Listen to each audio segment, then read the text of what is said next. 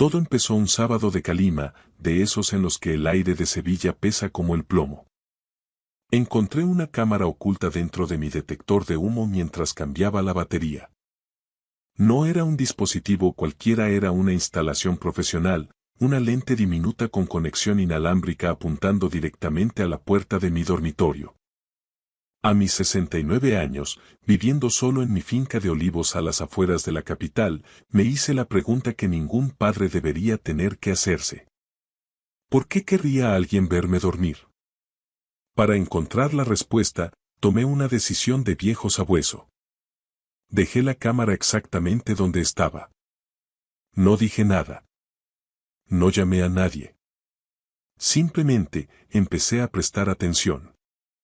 3 días después, mi hija me hizo una pregunta sobre algo que ocurrió en la intimidad de mi cuarto, un detalle que no podría haber sabido a menos que hubiera estado observando por aquel agujerito. Fue entonces cuando el suelo bajo mis pies se abrió y todo lo que creía saber sobre mi familia se hizo añicos. La revisión de las pilas de los sábados por la mañana era un ritual sagrado. Lo instauró mi difunta esposa, Elena, hace 3 décadas. Cada 6 meses, con la precisión de un metrónomo, tocaba cambiar las pilas del detector, probar las alarmas de monóxido de carbono y verificar la carga del extintor. Ella se marchó hace 4 años, pero yo mantenía la rutina. Era mi forma de seguir conversando con ella, de mantener viva una pequeña parte de su orden en este mundo que se me antojaba cada vez más caótico. Estaba subido a mi vieja escalera de tijera en el pasillo de la planta alta, desenroscando la carcasa del detector, cuando noté algo extraño. El peso no cuadraba. Pesaba demasiado para llevar solo una pila de 9V y un par de cables. Bajé la unidad completa y, bajo el flexo de la cocina, la abrí. Allí estaba. Un cilindro negro, minúsculo, alojado junto al compartimento de la batería. Una lente apuntaba a través de un orificio casi invisible perforado quirúrgicamente en el plástico. Me quedé allí sentado, en una de las sillas de mimbre, durante un minuto eterno, sin apenas aliento. Antes de jubilarme, fui auditor fiscal para el Banco Santander durante 38 años. Mis ojos habían escrutado fraudes de todas las raleas. Desvíos de fondos, redes de robo de identidad y estafas de seguros que harían palidecer al más pintado. Sabía reconocer un equipo de vigilancia cuando lo tenía delante. Aquello no era un juguete barato comprado en un bazar de barrio. Era tecnología de alta gama, cara, de la que requiere conocimientos técnicos reales para ser instalada y sincronizada. Me obligué a pensar con la lógica fría de quien analiza un balance de cuentas. ¿Quién tenía acceso a mi casa? ¿Quién tuvo la oportunidad y el tiempo? Mi vecino, Manolo, tiene una copia de la llave para emergencias, pero Manolo tiene 74 años y todavía cree que el mando a distancia es un invento del diablo. Apenas acierta a poner el microondas. El técnico de la caldera vino en octubre para la revisión obligatoria de la junta, pero no le quité el ojo de encima y nunca subió a la planta de arriba. Mi nieto, Mateo, estuvo aquí en la Semana Blanca de febrero, pero a sus 20 años le interesa más mi viejo tractor John Deere que los detectores de humo. Y luego estaba mi hija, Sandra. Había estado viniendo todos los domingos sin falta desde que se mudó de vuelta a Andalucía desde Barcelona hace 3 meses. Decía que quería ayudarme con las tareas de la casa, que le preocupaba que viviera solo a mi edad, tan lejos de todo. Sandra había pasado horas en cada habitación de esta finca. Sola. Me froté los ojos, sintiendo el cansancio de los años. No, era una locura. Sandra es mi hija, mi única hija. ¿Cómo iba a espiar a su propio padre? Pero mientras mi corazón lo negaba, mi cerebro de auditor procesaba detalles con la frialdad de una hoja de Excel. Sandra preguntando con excesivo interés por mis medicamentos la semana pasada. Sandra insistiendo en conocer el nombre de mi nuevo médico de cabecera. Sandra dejando caer preguntas casuales sobre qué pasaría con estas hectáreas de olivar cuando yo ya no estuviera. Le dije que no se preocupara, que en mi testamento todo estaba ya bien atado. Ella sonrió, esa sonrisa que siempre me pareció dulce, y cambió de tema. Pero el auditor que aún vive en mis adentros supo que algo no cuadraba en los libros. El padre no quería creerlo, pero el profesional tomó el mando. No la confrontaría. No arrancaría la cámara. Haría lo que hice durante casi 4 décadas cuando algo olía a podrido en la contabilidad de un cliente. Investigaría, reuniría pruebas, seguiría el rastro del dinero y esperaría a que el culpable cometiera el error definitivo. Volví a colocar el detector de humo en su sitio. Con cámara y todo. Que miraran. Que creyeran que el viejo Francisco no se enteraba de nada. El domingo siguiente, Sandra llegó a las 11 de la mañana con una fuente de lasaña y su marido, Gregorio, pegado a ella. Gregorio es un perito de seguros de Madrid, un tipo silencioso, de los que dejan que su mujer lleve la voz cantante mientras él se dedica a observar y calcular. Siempre me dio mala espina esa mirada suya de estar tasando hasta las paredes. Esa mañana, lo observé bajo un prisma nuevo. Papá, dijo Sandra, dándome un beso que me supo a falso. Tienes mala cara. ¿Estás durmiendo bien? ¿No estarás teniendo pesadillas? Bien, hija, bien, mentí. Son solo los achaques de la edad. Ella soltó una risita, pero sus ojos se desviaron por un instante hacia el techo del pasillo, hacia el detector. Deberíamos echarle un ojo a tu detector de monóxido, insistió. El invierno está terminando, pero esa caldera vieja es una trampa. No quiero que te pase nada por un descuido. Lo revisé todo ayer mismo, Sandra. Todo en orden. Vi un destello de sorpresa y algo parecido a la irritación cruzar su rostro. Se esfumó antes de que pudiera atraparlo. Gregorio se fue al baño mientras ella recalentaba la comida, moviéndose por mi cocina con una familiaridad que ahora me resultaba invasiva. La vi abrir cajones, comprobar las fechas de las cajas de mis pastillas y hojear el correo que yo había dejado sobre la encimera. Papá, dijo, sosteniendo un sobre. Esto es del banco. ¿Has visto los últimos extractos? Los veo todos los meses, como siempre. Ella vaciló, tamborileando los dedos sobre el papel. ¿Has pensado en lo de la banca online? Sería mucho más seguro para ti. Yo misma podría gestionártelo desde el móvil. Te ahorrarías viajes innecesarios al pueblo. Llevo leyendo extractos en papel 40 años, Sandra. Creo que todavía sé interpretar una columna de números. Me dedicó una sonrisa condescendiente. Por supuesto, papá. Solo trato de cuidarte. Durante el almuerzo, Gregorio sacó el tema de la finca. 200 hectáreas de olivar de primera calidad que han estado en mi familia desde 1927. Tierra que hoy vale una fortuna comparada con lo que le costó a mi abuelo. Los de la finca colindante acaban de vender su parcela a un fondo de inversión, soltó Gregorio como quien no quiere la cosa. Les han soltado casi 2 millones de euros. Una jubilación de oro. Buen provecho para ellos, respondí cortante. ¿No has pensado qué será de todo esto a largo plazo? Insistió. Es mucha carga para un hombre solo. Lo miré fijamente a los ojos, con la misma intensidad con la que interrogaba a los gerentes que intentaban ocultar facturas falsas. El largo plazo todavía no ha llegado para mí, Gregorio. Se hizo el silencio. Cuando se marcharon, Sandra me dio un abrazo demasiado largo, de esos que parecen ensayados frente a un espejo. Te quiero, papá. Lo sabes, ¿verdad? No quiero que te falte de nada. Lo sé, hija. En cuanto su coche se perdió por el camino de tierra, hice una inspección a fondo. Encontré 3 cámaras más. Una camuflada en la lámpara del salón, otra en el reloj de la cocina y una tercera en mi despacho, apuntando directamente a mi escritorio, donde guardo los documentos financieros. Mi hija había convertido mi hogar en un panóptico. Esa noche no dormí. Me quedé mirando al techo, consciente de que el ojo del detector me observaba. Me aseguré de parecer un anciano derrotado, moviéndome con lentitud y fingiendo confusión. Pero por dentro, mi mente trabajaba a pleno rendimiento. El lunes por la mañana conduje hasta la ciudad y fui directo a la biblioteca pública.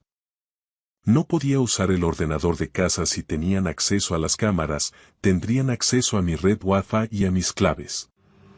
En la biblioteca, entré en mi cuenta bancaria. El saldo era devastador. Debería haber tenido algo más de 400.000 euros en mi cuenta de ahorro, el fruto de toda una vida de trabajo y la herencia de Elena. Pero la pantalla mostraba 263.000 euros. Casi 140.000 euros se habían esfumado en apenas 4 meses. Navegué por el historial con el corazón golpeándome las costillas. Había transferencias recurrentes a una entidad llamada Gestión Financiera Moreno. Pagos de entre 15.000 y 30.000 euros cada vez. Yo jamás había oído hablar de esa empresa, y mucho menos autorizado tales movimientos. Busqué la empresa en el registro. Nada. Ana web, ni sede física, ni rastro en el registro mercantil de Sevilla. Era una sociedad pantalla de manual. Me estaban saqueando. Alguien con acceso a mis claves, las mismas que Elena me obligaba a anotar en una libreta en el cajón de mi despacho por si la memoria me fallaba. La misma libreta que quedaba a la vista de la cámara que Sandra había instalado. Me temblaban las manos al cerrar el navegador. Mi hija me estaba robando. Pero necesitaba pruebas que no pudieran ser refutadas en un juzgado.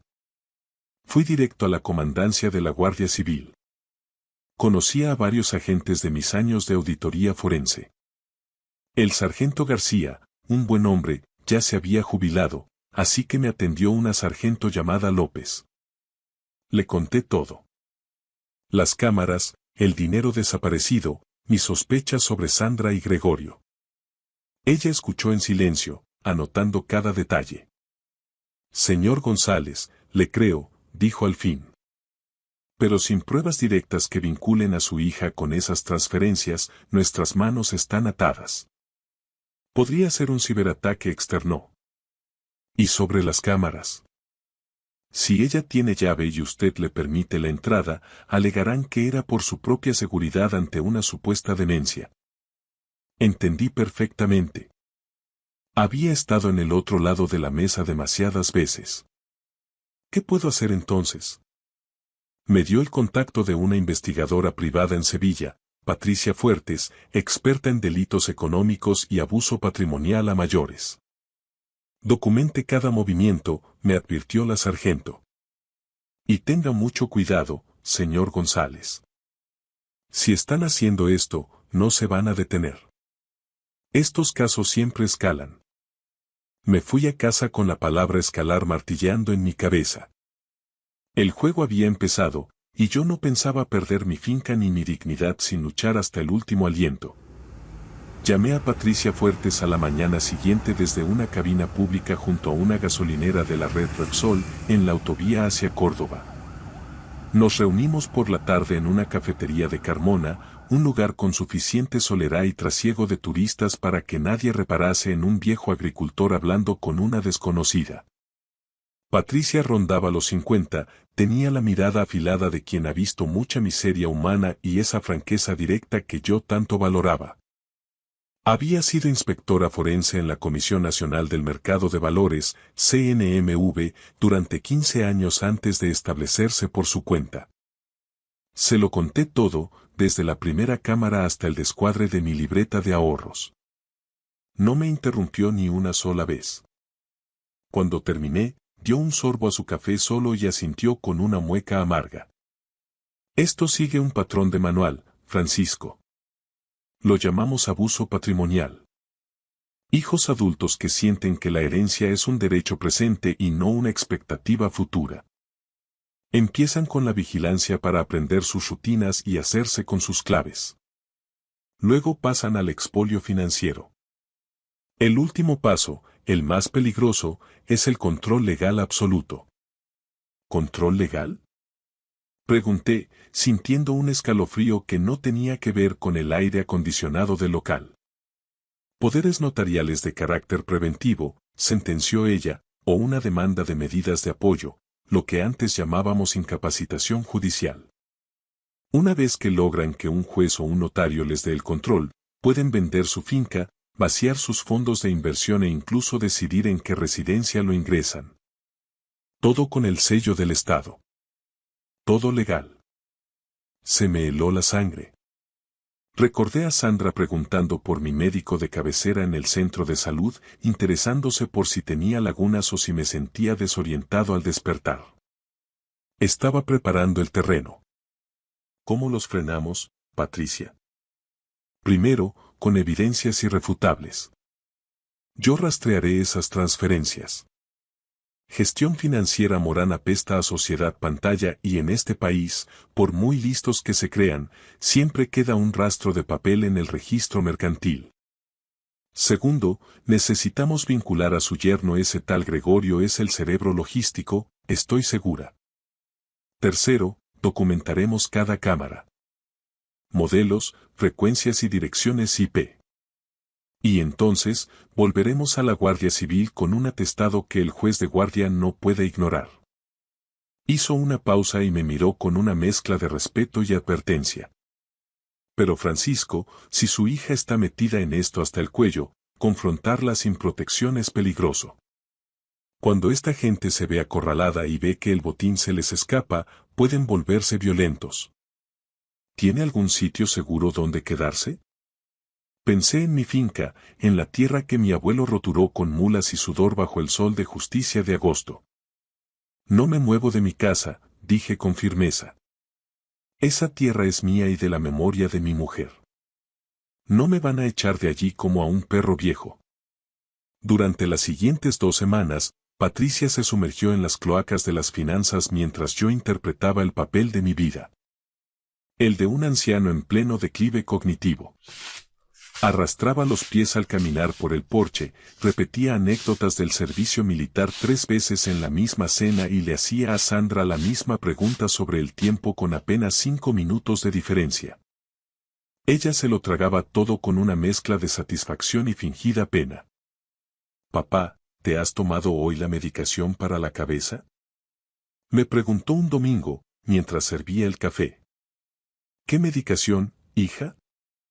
Si yo no tomo nada de eso. La de la atención y la memoria, hombre.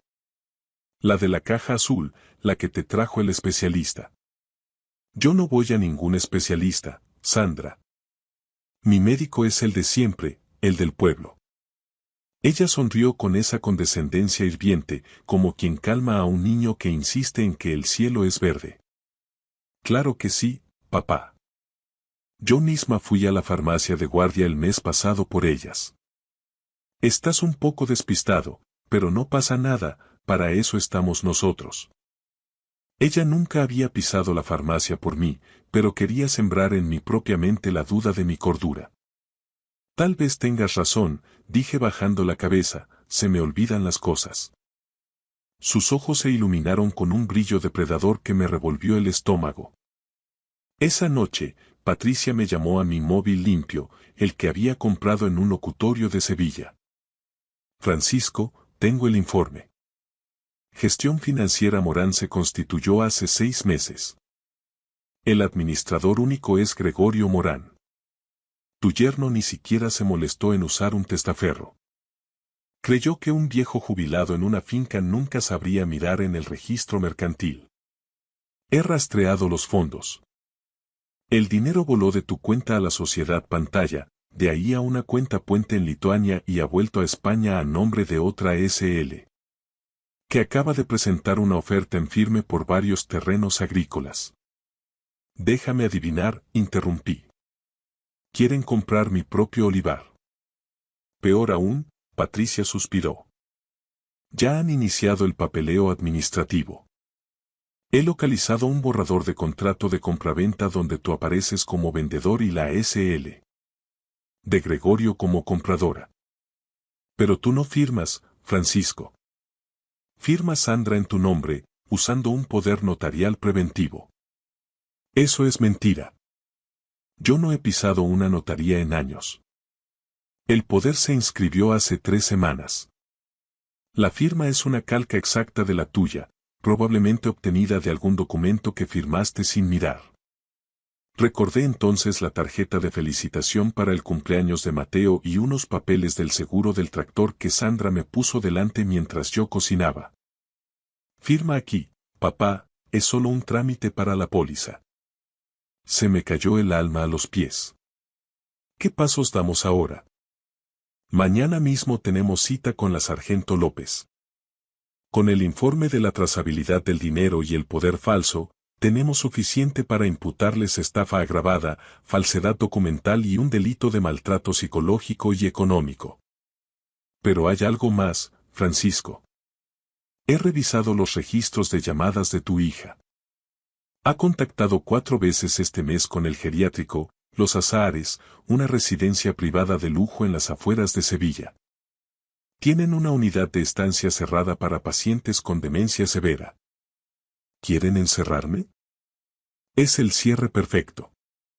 Con el poder legal en la mano y un informe médico que confirme que no puedes valerte por ti mismo, te ingresan por tu propio bien, venden la finca a su propia empresa por una fracción de su valor y se quedan con el resto del capital mientras tú pasas tus días sedado en una habitación de pago. Colgué el teléfono y me quedé a oscuras en el salón, sintiendo el peso de los siglos sobre mis hombros. La cámara camuflada en la lámpara me observaba con su ojo de cristal, silenciosa y fría. Mi propia sangre planeaba borrarme del mapa, arrebatarme mi historia y mi libertad mientras me daban las buenas noches con un beso en la frente. Miré fijamente hacia la cámara y susurré. Se os ha acabado el tiempo. A la mañana siguiente, en la comandancia de la Guardia Civil de Sevilla, la sargento López y 2 agentes del equipo de delitos económicos, EDITE, revisaron las pruebas de Patricia. A las 3 de la tarde, el caso era tan sólido que el fiscal de guardia ya estaba redactando las órdenes de entrada y registro. Queremos proceder mañana mismo, explicó el investigador, pero hay un problema. Su hija ha movido ficha. Ha concertado una cita para usted este jueves en una clínica privada de neurología en Sevilla. Es una evaluación para certificar su deterioro cognitivo. Están acelerando el proceso porque necesitan el informe médico para validar el poder ante el banco, añadió Patricia. Deténganlos mañana, sentencié. No voy a esperar a que un médico comprado o engañado por ellos ponga un sello sobre mi vida. Regresé a la finca cuando el sol se ponía tras los olivos, tiñendo la tierra de un rojo sangre. Al llegar, el coche de Sandra ya estaba allí. Me esperaba en la cocina, con una sonrisa que ahora me parecía el rictus de una hiena. Papá, ¿dónde te habías metido? Llevo toda la tarde llamándote al fijo. Estaba preocupadísima. Fui a dar una vuelta con el coche hasta Écija. Me apetecía ver cómo iba la cosecha por allí, mentí con naturalidad. No puedes desaparecer así, papá. Casi llamo a la Guardia Civil. Me das unos sustos de muerte con estos despistes tuyos. Vi un destello gélido en sus ojos. Tengo 69 años, Sandra. Sé conducir y sé dónde estoy. No se trata de eso, dijo ella, suavizando el tono y acercándose para tomarme las manos. Es que te veo tan cansado. Tan frágil. Mañana quiero que me acompañes a la ciudad. He pedido cita con un especialista muy bueno, solo para un chequeo rutinario. Queremos asegurarnos de que todo esté bien aquí arriba. Me acarició la mano. Era la misma mano que yo había sostenido cuando aprendió a caminar entre los trigos. La misma niña que lloró cuando se le murió su primer perro. ¿En qué momento el dinero le había secado el alma? El jueves, ¿verdad? En Sevilla, dije, fingiendo sumisión. Ella parpadeó, desconcertada por un instante. ¿Cómo? ¿Cómo sabías que era el jueves? Le devolví una sonrisa vacía, la misma que ella me había estado regalando durante meses. Me lo dirías el domingo pasado, hija. Ya sabes que se me olvidan las cosas. Ah. Sí, respondió ella despacio, escrutando mi rostro en busca de una trampa. Debió ser eso. Se marchó 20 minutos después. Me quedé en el porche viendo cómo sus luces traseras se alejaban por el camino de tierra. Mañana, al alba, la Guardia Civil llegaría a su piso de Sevilla. Esa noche no pegué ojo. Me quedé junto a la ventana, velando mi tierra y la memoria de Elena, sabiendo que el amanecer traería el fin de mi familia, pero el rescate de mi dignidad. A las 7:45 de la mañana, el silencio de la campiña se rompió con el rugido de los motores. Vi los vehículos de la Guardia Civil subiendo por el camino de tierra, 3 patrullas que avanzaban rápidas, levantando una nube de polvo rojizo bajo la luz dorada del amanecer. Salí al porche, con el corazón firme pero pesado. Señor González, dijo la sargento López al bajar del primer coche. La operación está en marcha ahora mismo. ¿Y Sandra? ¿Dónde está mi hija? Hay 3 unidades en su domicilio de Sevilla, en la zona de Nervión. Estamos realizando las detenciones de forma simultánea para evitar que destruyan pruebas digitales o muevan fondos de las cuentas puente. Asentí en silencio. La sargento me aconsejó que me quedara en la finca, pero el auditor que fui durante casi 40 años necesitaba ver el cierre del balance. Lo seguí a una distancia prudente hasta la ciudad. La casa de Sandra era un adosado moderno, de esos que gritan estatus pero huelen a hipoteca.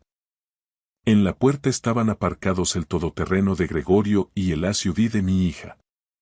Vi cómo la sargento llamaba con firmeza a la puerta. Se abrió y apareció el rostro de Gregorio, primero confundido, luego pálido como la cal al ver los uniformes y comprender que el juego se había acabado. Entonces, desde el interior, escuché a Sandra. No eran palabras, era un grito crudo, un alarido de rabia animal. 2 agentes la sacaron esposada. Llevaba el pelo revuelto, el rostro desencajado y una mirada de odio que me heló el alma. No era mi hija, era una extraña poseída por la codicia. Entonces me vio. Se detuvo en seco y su expresión cambió por completo, volviéndose pequeña, vulnerable. Papá, dijo con una voz quebrada, ensayada. No lo entiendes. Estaba tratando de ayudarte. No estás bien de la cabeza, papá. Necesitas cuidados profesionales, nosotros solo queríamos protegerte de ti mismo. No dije nada. Mantuve la mirada fija en ella hasta que su máscara se desmoronó por completo. La vulnerabilidad dio paso a una hazaña que me golpeó más fuerte que cualquier golpe físico. Viejo estúpido. Escupió, forcejeando con los agentes. ¿Tienes idea de lo que has hecho? Esa finca debería haber sido mía hace años. Deberías estar en una residencia bien lejos de aquí, pero sigues aferrado a esa tierra muerta, tirando el dinero en impuestos y en arreglar tractores viejos mientras Gregorio y yo nos ahogamos para llegar a fin de mes. Esa herencia nos pertenece. Entonces recuperé la voz, aunque me vibraba en el pecho. Te quería, Sandra. Todo lo que Elena y yo construimos, cada olivo plantado, era para ti y para Mateo. Solo tenías que haber esperado, haber preguntado, haber confiado en tu padre. Ella soltó una carcajada amarga, un sonido seco que resonó en toda la calle. ¿Confiar en ti? Nunca escuchabas. Mamá era la única que entendía lo que era ambicionar algo más que este polvo. Cuando ella murió, tú deberías saber. Se calló, pero el silencio gritó lo que no se atrevió a decir. Que yo debería haber muerto con ella para dejarles el camino libre. Se los llevaron en coches diferentes. La instrucción del caso duró meses. Patricia Fuertes fue implacable rastreando cada transferencia, y la Guardia Civil armó un atestado tan sólido que el fiscal no tuvo que esforzarse demasiado. Habían robado más de 140.000 euros, falsificado mi firma en un poder notarial preventivo y urdido una trama para comprar mi propia explotación agrícola mediante una sociedad interpuesta por una miseria. En el juicio, celebrado en la audiencia provincial, su abogado intentó alegar preocupación genuina y un supuesto deterioro cognitivo por mi parte. Pero cuando presenté las grabaciones de las cámaras que ellos mismos instalaron y los informes de auditoría que yo mismo realicé sobre mis cuentas, el juez dictó sentencia. Sandra fue condenada a 4 años de prisión por estafa agravada y falsedad documental, Gregorio a 3. Sus licencias profesionales fueron revocadas y sus bienes embargados para cubrir la restitución del dinero. El día que dictaron sentencia, Sandra pidió hablar conmigo a través de su abogado. Dije que no. No me quedaban palabras para ella. La verdad es que, a veces, por las noches, extraño a la niña que recogía flores entre los olivos. Pero esa niña y la mujer que me puso un ojo electrónico en el techo para saquearme mientras dormía no son la misma persona. Quizás nunca lo fueron. Mateo vino a visitarme el mes pasado. Tiene 21 años y está terminando su carrera en la Universidad de Málaga. Venía cabizbajo, queriendo pedir perdón por los pecados de su madre. Lo detuve antes de que terminara. Le dije que la culpa no se hereda, que la sangre no es una condena. Caminamos juntos por la linde de la finca. El trigo crecía verde y fuerte, y los olivos prometían una cosecha histórica. Abuelo, dijo, ¿qué va a pasar con todo esto ahora? Le conté que había rehecho mi testamento. La finca pasaría a él cuando yo no estuviera, pero bajo un fideicomiso gestionado por una entidad independiente hasta que cumpliera los 30 años. También había blindado fondos para los estudios de sus futuros hijos. Mateo lloró y me abrazó con una sinceridad que no sentía en esa casa desde que Elena se fue. Me miró con los ojos de su abuela y prometió que la tierra seguiría en la familia. Miro hacia atrás y me doy cuenta de lo cerca que estuve de perder mi libertad, mi casa y mi propia identidad. Si no hubiera tenido la disciplina de auditor para notar aquel detector de humo, hoy sería un número más en un geriátrico, sedado y olvidado. Sucede más a menudo de lo que la gente cree en este país, pero muchas víctimas callan por vergüenza, por el dolor de admitir que sus propios hijos son sus verdugos. Si estás leyendo esto y sientes que algo no encaja en tu propia casa, confía en tu instinto. Documenta cada detalle y busca ayuda profesional. El amor filial no es una excusa para la explotación, y el apellido no es una licencia para robar. Tengo 70 años ahora. Sigo en mi finca, sigo cuidando de mis tierras y sigo cambiando las pilas del detector de humo cada 6 meses, tal como Elena me enseñó. Las cámaras se han ido, mis cuentas están seguras y el aire vuelve a ser limpio. Sigo aquí. Sigo en pie. Y sigo siendo el dueño de mi destino. Gracias por escuchar mi historia hasta el final. Si resonó contigo, dale like, escribe en los comentarios qué fue lo que más te tocó y no olvides decir de dónde eres. Suscríbete al canal, vienen muchas más historias. Mi hijo y mi nuera estaban organizando la fiesta por mi 67 cumpleaños. Todo parecía perfecto, pero en medio del bullicio, mi esposa se acercó y me susurró al oído. Coge tu chaqueta. Nos vamos ahora mismo. Actúa como si no pasara nada. Al principio pensé que era una broma, una de sus ocurrencias, hasta que nos subimos al coche, cerró los seguros y me miró con una expresión que jamás le había visto. Algo está muy mal, Mateo, me dijo con la voz quebrada. Mira esto. Lo que me mostró en la pantalla de su tableta era una evidencia que nunca esperé encontrar. Mi propio hijo quería hacerme daño, y casi lo logra. Pero antes de contarles cómo terminó todo, necesito que entiendan cómo llegamos a esa noche en el salón de eventos en Madrid. El lugar estaba impecable. Globos dorados, lirios blancos por todas partes y una pancarta gigante que decía: Felicidades, Mateo Ferrán. 40 años de excelencia. Mi hijo, Alejandro, se había superado a sí mismo. A mis 67 años, tras haber fundado y hecho crecer el grupo de inversiones Ferran hasta alcanzar un valor de 15 millones de euros, esta debería haber sido una de las noches más orgullosas de mi vida. Estaba de pie cerca de la barra, rodeado de 150 invitados. Colegas del sector, viejos amigos y vecinos de nuestro edificio en el barrio de Salamanca. Todos querían estrecharme la mano y decirme cuánto me echarían de menos en la oficina ahora que me jubilaba. ¿Estás bien, papá? Alejandro apareció a mi lado, apoyando una mano en mi hombro. A sus 38 años, se veía impecable y seguro de sí mismo con su traje azul marino hecho a medida. Estás muy pálido. La verdad era que me sentía mareado. La sala se había inclinado ligeramente hacía un momento. Solo estoy cansado, hijo. Ha sido una semana larga. Llevas diciendo eso mucho últimamente, frunció el ceño con preocupación. Quizá deberías sentarte. Estoy bien, le apreté el brazo. Gracias por organizar todo esto. Significa mucho para mí. Cualquier cosa por ti, papá. Te has ganado este descanso. Llevaba meses teniendo esos episodios. Fatiga extrema, mareos, lapsos de memoria.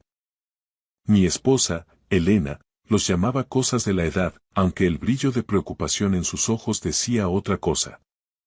Alejandro también parecía inquieto, asegurándose de que me tomara mis vitaminas cada mañana sin falta. La salud es lo primero, papá, me decía siempre, entregándome el frasco. Un buen hijo, un hijo atento. O eso pensaba yo. Al otro lado del salón, Elena estaba rígida cerca de la entrada. Su rostro estaba desencajado y sus hombros tensos. Había estado callada toda la noche. Le había preguntado 2 veces si le pasaba algo, y ambas veces me respondió que estaba bien, pero 43 años de matrimonio me habían enseñado a detectar sus mentiras a kilómetros. Me buscó con la mirada y, a pesar de los 10 metros que nos separaban, lo vi claramente. Miedo, terror puro. Se abrió paso entre la multitud, su vestido color crema rozando el suelo, y se inclinó hacia mí. Su aliento estaba caliente contra mi oreja. Tenemos que irnos. Ahora mismo. No hagas preguntas, solo confía en mí. Busqué su mirada. Su mano apretaba la mía con una fuerza dolorosa. Elena. Ahora, Mateo. Por favor. En 4 décadas juntos, nunca la había oído usar ese tono. Era pánico absoluto. Dejé mi copa de vino de Rioja en la mesa y pusimos una excusa rápida sobre una cita médica olvidada. Alejandro puso cara de decepción. Que te mejores, papá. Celebraremos pronto, me abrazó, con sus brazos fuertes rodeando mis hombros. El trayecto hacia nuestro ático en la Castellana fue silencioso, roto solo por la respiración agitada de Elena. Conducía rápido, con los nudillos blancos apretando el volante. Las preguntas me quemaban en la garganta, pero su postura rígida me impedía hablar. Al entrar en el garaje subterráneo, apagó el motor pero no se movió. Sacó algo de su bolso. Una tableta. Es la tableta de Alejandro, dijo con la voz rota. Léelo. Todo. La pantalla mostraba una aplicación de mensajería. Eran los mensajes de mi hijo. Mis ojos se fijaron en el primero, de alguien llamado Diego Rivera. Lo leí una vez, luego otra. Las palabras no tenían sentido en mi cabeza. El compuesto está listo. Estará en su bebida esta noche. 10 minutos después de ingerirlo, su corazón se detendrá. Tiene antecedentes médicos, nadie sospechará nada. Mi visión se nubló. La tableta temblaba en mis manos. Sigue leyendo, susurró Elena.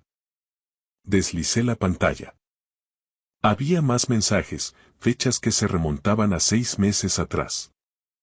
Detalles sobre dosis, sobre el tiempo de reacción, sobre síntomas que parecerían naturales, sobre mis vitaminas mezcladas con veneno. Sobre mí. Mi hijo, el niño que había criado, amado y en quien confiaba plenamente, había estado planeando asesinarme. El siguiente mensaje lo confirmaba.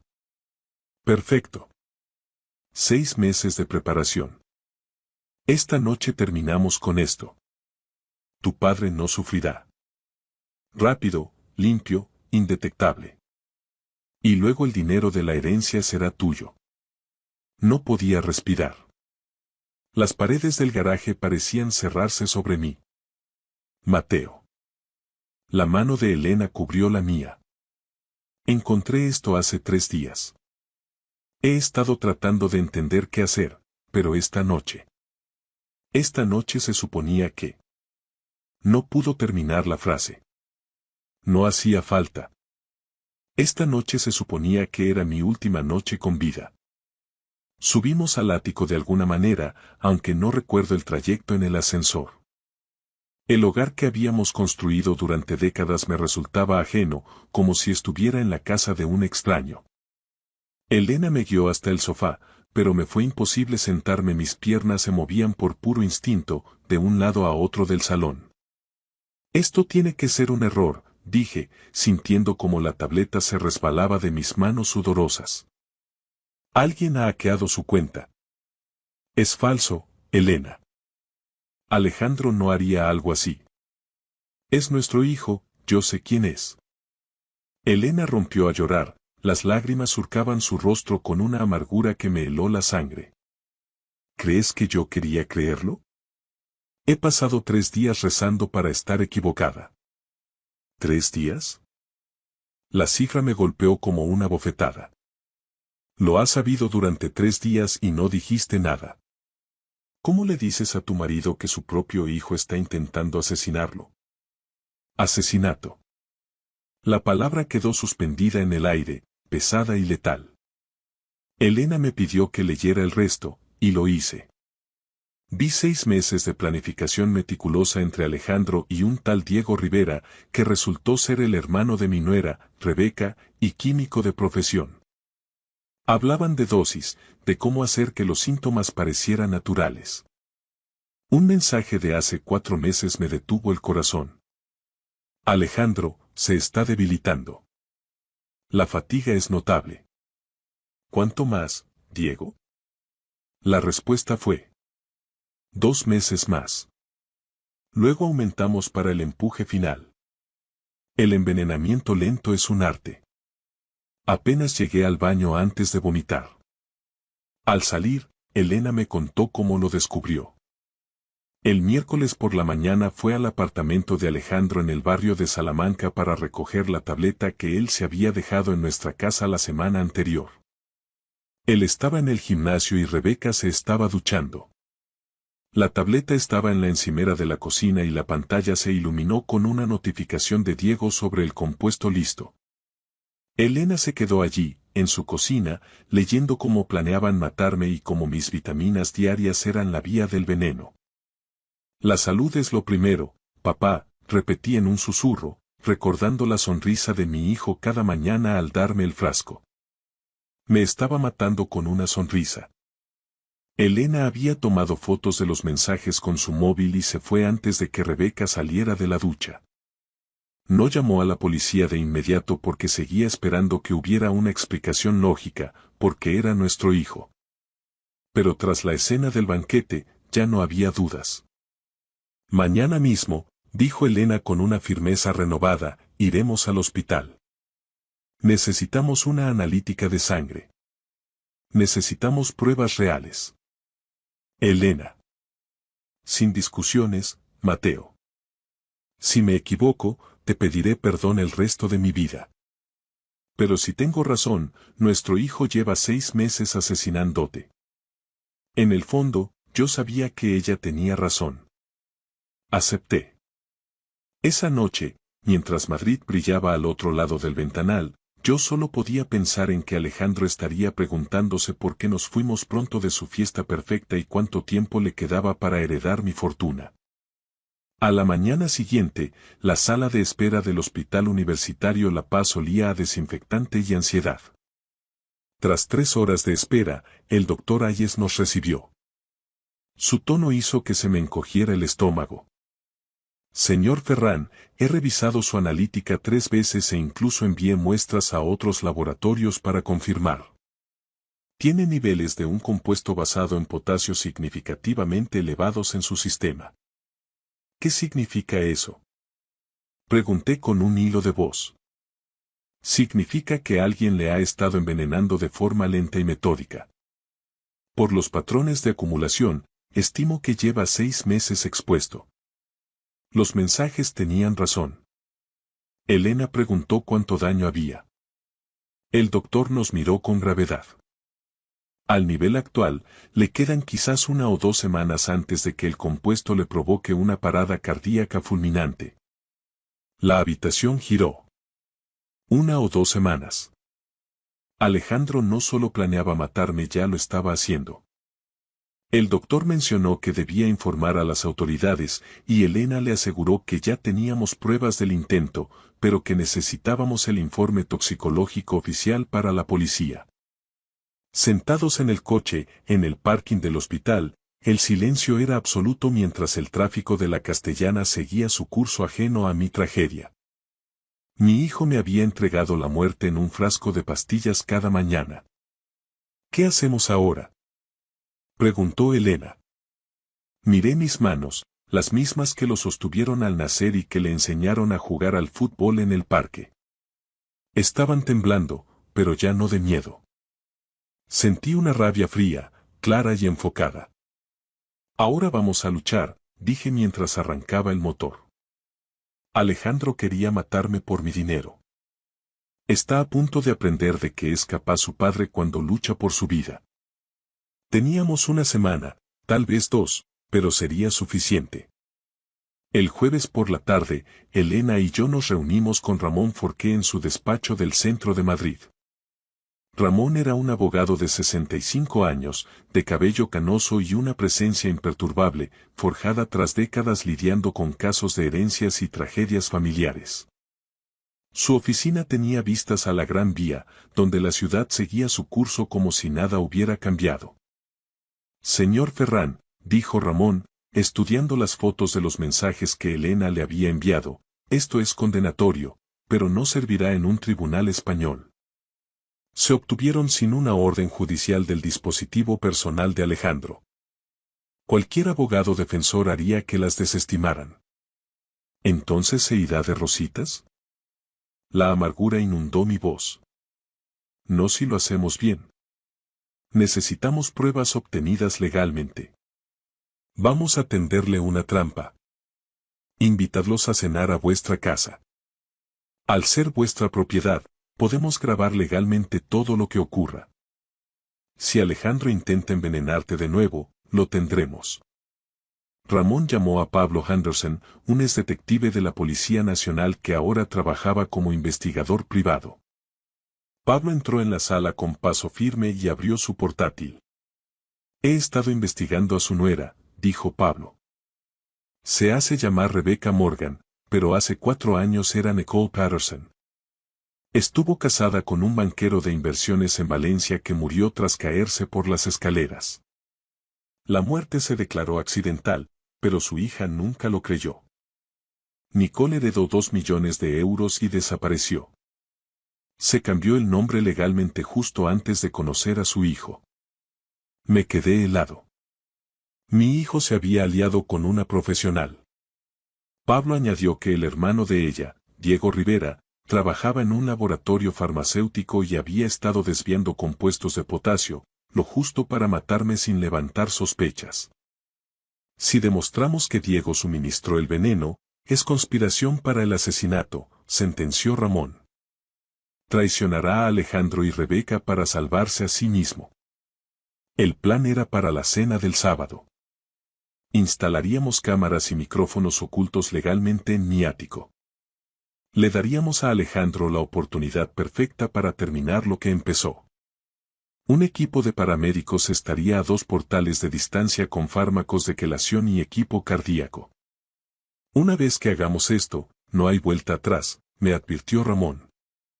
Tu hijo irá a la cárcel. Tu familia, tal como la conoces, se acaba. ¿Estás seguro?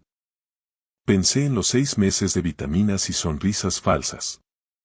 Pensé en el análisis de sangre. Me quedaban 2 semanas de vida. Dejó de ser mi hijo en el momento en que decidió que valía más muerto que vivo, respondí con una frialdad que no sabía que poseía. Tenemos 6 días. Hagamos que cuenten. El viernes, el equipo de Pablo transformó mi casa en una cuadrilla de vigilancia. 8 cámaras invisibles y micrófonos en las lámparas. El sábado y el domingo los pasamos ensayando. Elena y yo practicamos el cambio de copas 100 veces. Tenía que parecer natural. El lunes por la mañana, llamé a Alejandro. Mi mano temblaba al marcar su número. Papá, ¿cómo te encuentras? Respondió al segundo tono. Cansado, hijo. ¿Podéis venir a cenar Rebeca y tú el miércoles? Solo nosotros 4. He estado pensando mucho en la familia. Por supuesto, papá. La familia es lo más importante. Colgué antes de soltar una maldición. El miércoles llegó con una normalidad cruel. Elena pasó la tarde cocinando un asado tradicional, el olor llenaba la casa de recuerdos de cenas donde yo creía ser amado. A las 18:30, todo estaba listo. Las cámaras grababan. Mi copa de whisky estaba marcada en la mesa, y otra idéntica estaba al alcance para el cambiazo. Estás pálido, susurró Elena tomándome la cara entre sus manos. Voy a cenar con mi asesino, intenté sonreír. Estar pálido parece apropiado. A las 19 en punto, sonó el timbre. Era hora de ver a mi hijo por última vez. Alejandro estaba en el umbral con Rebeca, ambos vestidos como si vinieran a una celebración exclusiva. Mi hijo llevaba una americana azul marino y esa sonrisa de suficiencia de la que yo, en otro tiempo, me sentía tan orgulloso.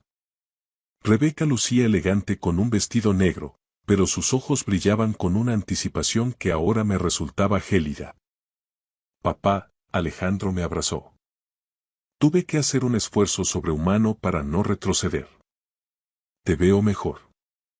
Unos días son mejores que otros, mentí, mientras Elena salía de la cocina para recibirlos. Nos instalamos en el salón y la charla trivial me resultaba insoportable, como si estuviera tragando cristales rotos. Alejandro preguntaba por mi salud, por los detalles de mi jubilación y el futuro de mi patrimonio. Noté cómo la mano de Rebeca rozaba el brazo de mi hijo, era una comunicación silenciosa, una señal. Alejandro, ayúdame con las copas, dije levantándome. He sacado ese Macallan de 18 años que tanto te gusta. Claro, papá. En mi despacho, serví el whisky en 2 vasos de cristal. Sobre nosotros, una cámara oculta grababa cada movimiento en resolución 4K. A pesar de que mi corazón martilleaba contra mis costillas, mis manos se mantuvieron firmes. He estado pensando en lo que dijiste, papá, comentó Alejandro con naturalidad, sobre que la familia es lo que importa. Todo lo que he construido ha sido por la familia.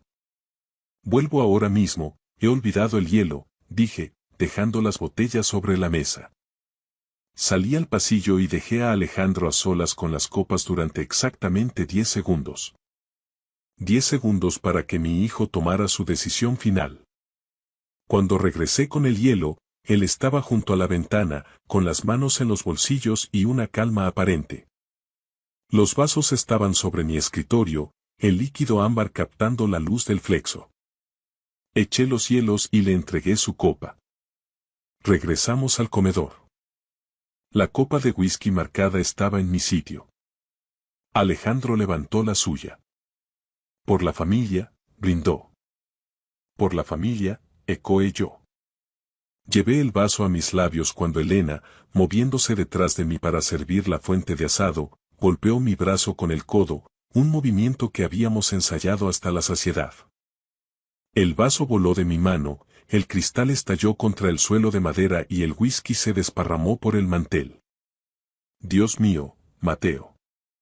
Lo siento muchísimo, exclamó Elena. El rostro de Rebeca se volvió blanco, sus ojos reflejaban una mezcla de horror y furia contenida. Alejandro apretó la mandíbula hasta que sus nudillos palidecieron. No pasa nada, dije, fingiendo una debilidad extrema en la voz. De hecho, no me siento bien. El pecho. Me llevé la mano al esternón. ¿Papá? Alejandro se medio levantó. ¿Llamamos al 112? No, solo necesito descansar. Quizá deberíamos dejarlo por hoy. Pero si acabamos de llegar, protestó Rebeca con aspereza. Me puse en pie con dificultad fingida y pedí a Alejandro que se marcharan. Él me miraba fijamente, calculando, preguntándose si el veneno que acababa de verter había llegado a surtir algún efecto. Me dio un beso en la mejilla, el beso de un Judas con una sonrisa perfecta. En cuanto se cerró la puerta principal, cogí el teléfono. Pablo, ¿lo tienes? Cada segundo, Mateo. Se ve perfectamente como Alejandro añade el polvo a tu copa. Tan claro como el día. 30 minutos después, las sirenas de la Policía Nacional cortaron el silencio del barrio de Salamanca. Desde mi ventana, vi las luces azules converger a 2 manzanas de distancia, frente al edificio de mi hijo. Mi móvil vibró. Era un mensaje de Pablo. Ambos bajo custodia. Se acabó. Elena se puso a mi lado y me tomó la mano. Se ha acabado, susurré. No, respondió ella, esto no es más que el principio. A las 21:30, la Policía Nacional descendió sobre el piso de Alejandro en la zona de Diego de León. Observé desde la furgoneta de Pablo cómo sacaban a mi hijo y a mi nuera esposados, con los rostros pálidos bajo las farolas de Madrid. Alejandro no dejaba de mirar hacia su portal, como si esperara despertar de una pesadilla. Pero no iba a despertar, esto era real. El equipo de registro ha encontrado de todo, dijo Pablo por la radio. Residuos de polvo blanco en un sobre en el bolso de Rebeca. El frasco de vitaminas todavía medio lleno en el armario del baño de Alejandro. Los mensajes en ambos móviles. Es un caso hermético. Me quedé en silencio. Mi hijo guardaba mis vitaminas envenenadas en su baño como si fuesen aspirinas. A medianoche, mi teléfono sonó. Era el número de Alejandro. Papá, por favor, su voz estaba destrozada. Esto es un error, un malentendido. Tienes que decirles la verdad. ¿Qué verdad? Respondí con frialdad. ¿Qué no me envenenaste durante 6 meses? ¿Qué las cámaras no grabaron cómo echabas el polvo en mi copa? Papá, ¿puedo explicarlo? No. Se lo explicarás a tu abogado. No vuelvas a llamar a este número. Colgué y bloqueé su contacto. 40 años de paternidad terminaron con el clic de un botón. Días después, acepté verlo en la comisaría de la calle Leganitos. Alejandro llevaba un mono naranja que lo hacía parecer más joven y pequeño. Papá. Se levantó tan rápido que la silla raspó el suelo. Siéntate, ordené con la voz que usaba en las juntas directivas. Él empezó a llorar, diciendo que estaba desesperado por las deudas de inversiones en criptomonedas y que debía más de 1.000.000 de euros a gente peligrosa. Así que decidiste matarme a mí en su lugar. No sabía qué más hacer. Ya había malversado 400.000 euros de la empresa. La traición seguía encontrando nuevas profundidades. Me dijo que Rebeca lo ayudó a ver una salida. No te atrevas a culparla a ella, le dije. Tú tomaste esta decisión. ¿Sabías que ella asesinó a su primer marido? Alejandro se quedó blanco. En ese silencio, vi la verdad. Él sabía exactamente quién era ella, y se quedó a su lado porque ella podía enseñarle cómo salir impune de un asesinato. Ya no eres mi hijo, le dije finalmente. Solo eres un asesino fracasado que se pudrirá en la cárcel. Adiós, Alejandro. Sus gritos me persiguieron por el pasillo hasta el parking donde Elena me esperaba. Por primera vez, me dejé romper. 6 meses después, en la Audiencia Provincial de Madrid, vi cómo condenaban a mi hijo a 22 años de prisión. Rebeca recibió 35 años, incluyendo la condena por su primer marido. Diego Rivera, 8 años. Ha pasado un año desde el juicio. Ahora tengo 68 años y vivo en un pequeño apartamento frente al Mediterráneo, en Javea. No hay fiestas de jubilación, solo Elena, una cena tranquila y el sonido de las olas. Vendimos la casa de Madrid y el Grupo Ferran donamos los 15 millones a fundaciones que ayudan a víctimas de abuso financiero y a familias que investigan muertes sospechosas. El dinero que casi me mata ahora protege a otros. He aprendido que el amor no justifica la traición y que la familia no siempre es un lugar seguro. Pero también he aprendido que 43 años de matrimonio significan algo. Elena me salvó la vida. Hoy estoy vivo, respiro y sé que nunca es demasiado tarde para empezar de nuevo. Esta es mi historia, y es una advertencia. No ignores las señales solo porque amas a alguien. Dios me dio a Elena por una razón. Mantente alerta. Gracias por escuchar mi historia hasta el final. Si resonó contigo, dale like, escribe en los comentarios qué fue lo que más te tocó y no olvides decir de dónde eres. Suscríbete al canal, vienen muchas más historias.